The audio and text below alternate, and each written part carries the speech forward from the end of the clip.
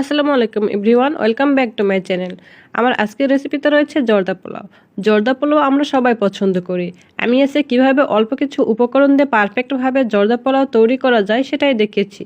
এইভাবে জর্দা পোলাও রেজাল্টটা সকলের অনেক পছন্দের। ঘরে তৈরি করা হয় বলে এটা অসম্ভব রকমের মজার হয়। যারা ঘরের খাবার পছন্দ করেন তাদের ভালো লাগবে আমার জর্দা পোলাওয়ের এই রেসিপিটি। জর্দা খেতে আমরা কম বেশি কিন্তু সবাই পছন্দ করি। ভালো মন্দ খাওয়ার পরে শেষ পাতে সামান্য জর্দা পোলাও হলে তো কোনো কথাই নেই।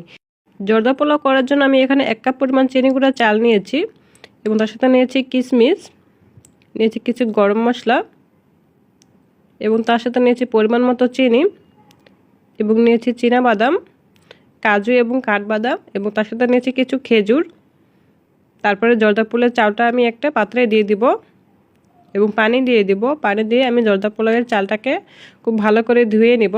যতক্ষণ না পরিষ্কার পানি বের হয় ততক্ষণ আমি ধুয়ে পরিষ্কার করে নিয়েছিলাম এবং 10 মিনিটের জন্য আমি ভিজিয়ে রেখে দিয়েছিলাম এবং 10 মিনিট পর আমি স্টিনের সাহায্যে পানি ঝরিয়ে নিয়েছি এবং জর্দা পোলাও রান্না করার জন্য আমি একটা পাত্রে পানি দিয়ে দিব 2 কাপ।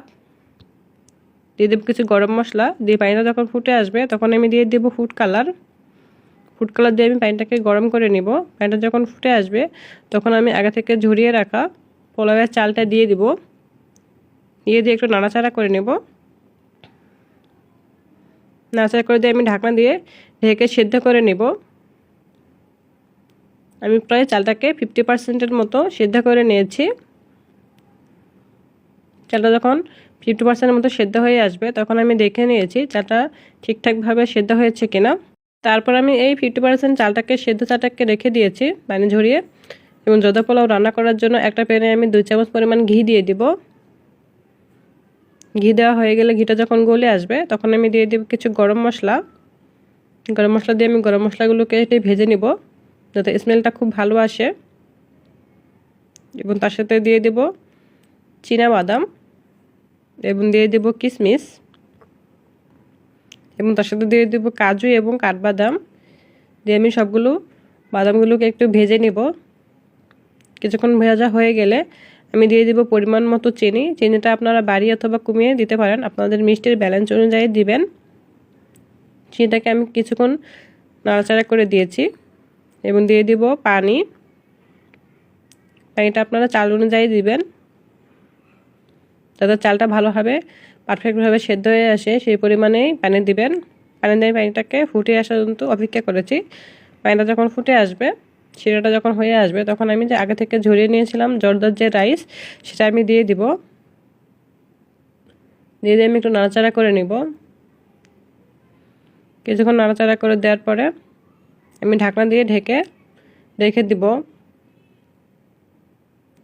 আমি ঢাকনা দিয়ে ঢেকে প্রায় 10 মিনিটের জন্য দমে রেখে দিয়েছিলাম। 10 মিনিট পর আমি ঢাকনা তুলে দেখে নিয়েছি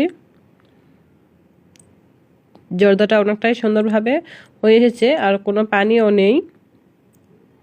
তখন আমি কিছুক্ষণ নাড়াচাড়া করে দেওয়ার পরে দিয়ে দেব খেজুরটাকে আমি কেটে নিয়েছিলাম। খেজুর দিয়ে আমি আবারও কিছুক্ষণ নাড়াচাড়া করে নেব। যখন শেষের দিকে হয়ে আসবে তখন আমি দিয়ে দেব 1 চামচ পরিমাণের ঘি। আর এ সময় 1 চামচ ঘি দিলে কিন্তু এর ঘ্রাণটা খুবই ভালো লাগে খেতে, খুব মিষ্টি একটা গন্ধ হয়।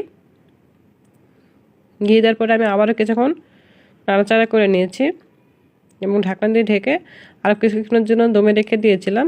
আমার জর্দা পোলাওটা প্রায় রেডি। আমি পরিবেশনের জন্য উঠিয়ে নিব। খুবই মজার জর্দা পোলাও। যারা ঘরোয়া খাবার পছন্দ করেন তারা আমার রেসিপিটা একবার ফলো করে এরকমভাবে জর্দা পোলাও রান্না করে দেখবেন যে কতটা ভালো লাগে খেতে। ভীষণই মজার একটা খাবার। আমার রেসিপিটা যারা দেখেছেন অবশ্যই কমেন্ট করে জানাবেন যে আমার এই রেসিপিটা আপনাদের কাছে কেমন লাগলো। আমার রেসিপিটা যদি ভালো লেগে থাকে তাহলে অবশ্যই আমার চ্যানেলটাকে সাবস্ক্রাইব করবেন এবং পাশে থাকা বেল আইকনটি বাজিয়ে দিবেন আমার চ্যানেলের সম্পূর্ণ ভিডিও যাতে সবার আগে চলে যায়। Thank you watching my video.